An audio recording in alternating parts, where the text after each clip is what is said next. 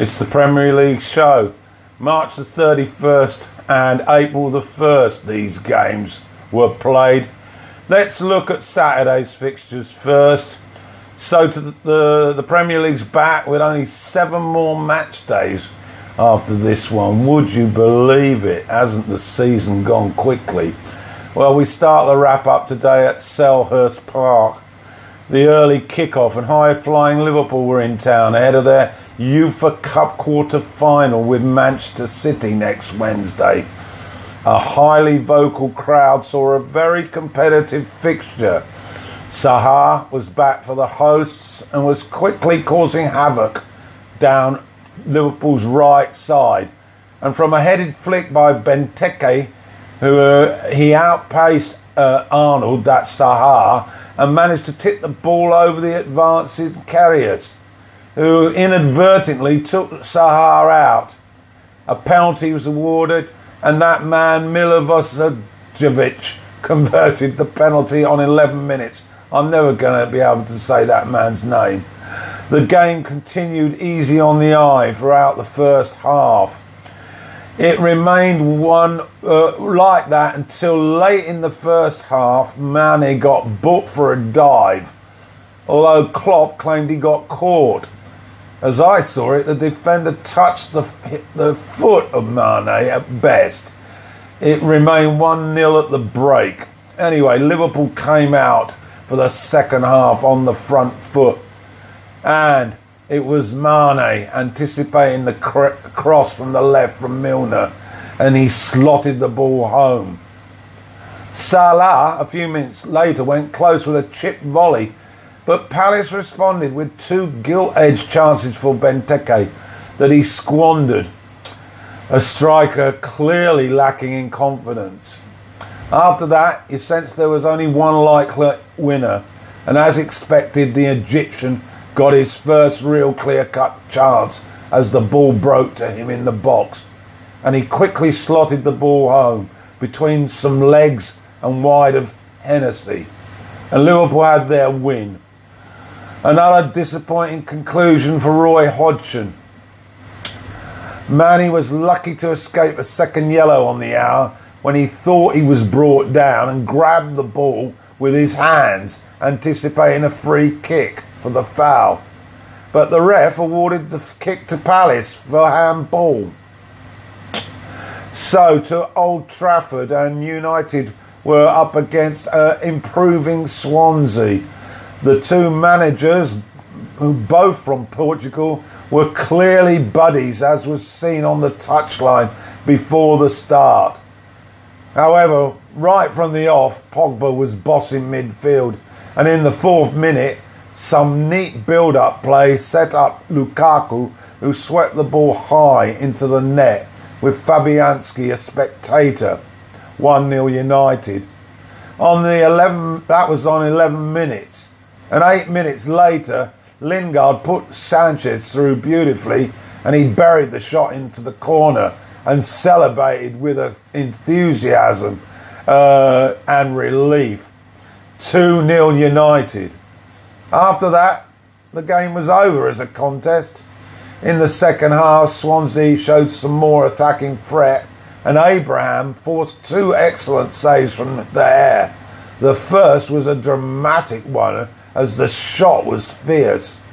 So, United stays second.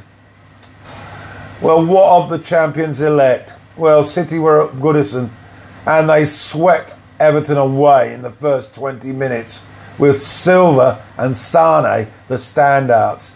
Sane ended a thrilling move with a sweetly struck volley following the cross from Silva. And that was just 4 minutes. Jesus was up front, Aguero and Stones on the bench, and on 12 minutes, De Bruyne dinked in a divine cross, which Jesus headed in powerfully, and that was 2-0. And then on 37 minutes, it was Silva providing an inch-perfect cross for Sterling to finish off. Very impressive, 3-0. Well, Everton did get a consolation late on, but City as good as I've seen in years. Absolutely breathtaking football.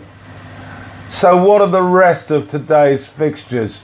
Well, a heavy police presence was seen at the London Stadium as officials were ready to avoid a repeat of the ugly scenes at the last home fixture against Burnley. Southampton were the visitors, and it was Mark Hughes' first Premier League game as new manager. Austin was back after 3 months' absence through injury, but it was West Ham who started with intent, and on 13 minutes Masu swept in a sweet shot for the lead. And that was quickly doubled on 17 minutes when Arnautovic reacted to his own header being saved to make it 2-0.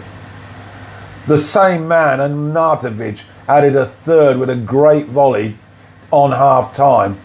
And that was it, really. Southampton were woeful, and Mark Hughes has huge problems ahead if he's going to avoid the drop. Newcastle were far too good for Huddersfield and should have won more comfortably than 1-0. Shelvey showing some great vision with his passing, and it was Perez who got the only goal in the second half. To Vicarage Road, Bournemouth came back from twice to share the points. Bournemouth's first came from a penalty after the Watford defender Holebas mysteriously hit the ball behind with his hand instead of his head. Jermaine Defoe was on hand to grab the second equaliser, a typical poacher's goal with great sharpness of execution. Burnley, well, they held on for a 2-1 win after a late strike from Rondon gave the Baggies some hope of rescuing a point. Earlier, Barnes had hooked in a terrific volley to open the scoring, and Wood had added a second on 73 minutes. West Brom surely down now. And lastly, it's to Brighton. They entertained Leicester at the Annex, but the first half was woeful. Things brightened up a little after the break. Murray managed to miss a penalty for Brighton. Good save from Schmeichel. And with full time approaching, Ibora headed the Foxes into the lead. Ndidi managed to get a second yellow, so he went off on 87. And with Brighton pressing for the equaliser, Leicester broke away and Vardy got a second in added time. The 2-0 flattered the Foxes,